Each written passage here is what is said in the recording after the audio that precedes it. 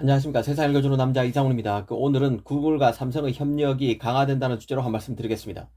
이 구글이 공식적으로 올 가을에 내놓는 스마트폰인 그 픽셀 6와 픽셀 6 프로에 자체 설계 AP인 텐서 칩을 탑재한다고 밝혔습니다.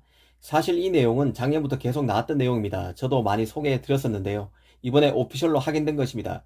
이 AP가 더 주목되는 것은 삼성의 그 5나노 공정에서 만든 칩이라는 점 때문입니다. 이 구글의 스마트폰은 사실 시장 점유율이 미미합니다. 그럼에도 이번 협력에 주목하는 이유가 있는데요. 결국 구글은 애플의 길을 따라갈 것입니다.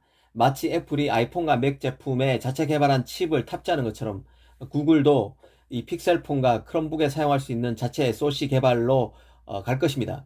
그런 맥락에서 보면 픽셀폰 6는 소프트웨어 최고의 기업은 구글이 하드웨어로 영향력을 강화하려는 그 전략의 첫 작품으로 볼 수 있습니다. 앞으로 크롬북에 들어갈 그 칩도 삼성과 같이 개발할 가능성이 커졌다는 게 개인적인 생각입니다. 이 구글의 자체 AP인 텐서칩 발표로 가장 긴장하고 있는 업체는 바로 퀄컴인데요. 마치 애플이 자체 CPU인 M1 칩을 개발함으로써 인텔 CPU와 결별한 것처럼 구글도 삼성이 만든 자체 SoC인 텐서 칩으로 퀄컴의 스냅드래곤과 결별하게 되기 때문입니다. 실제로 퀄컴은 앞으로도 구글 픽셀폰에 그 스냅드래곤을 계속 납품할 것이라고 밝혔습니다. 아직 구글의 자체 AP인 텐서 칩이 픽셀 6와 픽셀 6 프로에만 들어가는 만큼 나머지 모델에는 이전처럼 스냅드래곤 자신의 칩이 계속 탑재될 것임을 확인해 준 것입니다.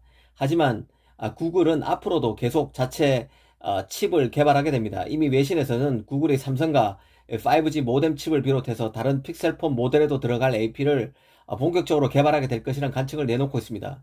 이 삼성과 한측 밀착할 것이라는 얘기입니다.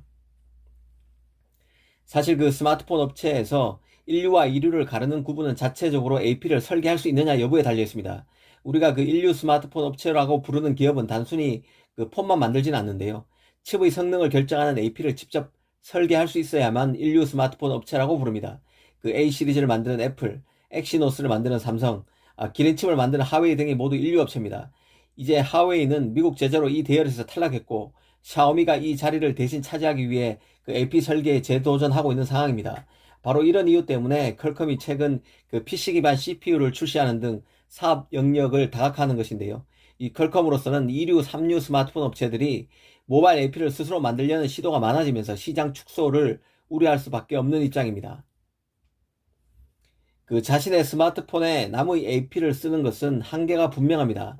그 애플의 경우 자체 제작한 AP 칩을 그 아이폰에 쓰고 있기 때문에 아이폰 운영체제 iOS와 iOS의 그 최적화된 성능을 구현할 수 있는데요. 이 구글의 경우도 자체 프로세서를 확보하게 되면 기존 안드로이드 기반 스마트폰과의 차별성을 가져갈 수 있게 됩니다.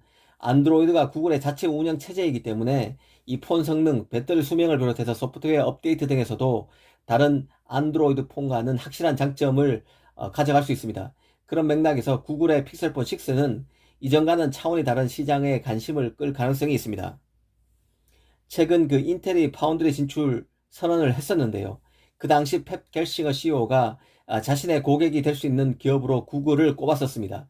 하지만 구글은 삼성 파운드리와 함께 손을 잡았습니다. 앞으로 삼성과의 코어가 한결 강화될 가능성이 큽니다. 이전에는 구글이 그 삼성의 최대 메모리 수요 업체에 그쳤다면 앞으로는 칩 설계뿐만 아니라 그 칩, SoC, 그 CPU 등을 맡기는 팹리스로서도 삼성의 우군이 돼줄 수 있다는 생각이 듭니다. 오늘은 구글과 삼성의 협업 강화에 대해서 한 말씀 드렸습니다. 감사합니다.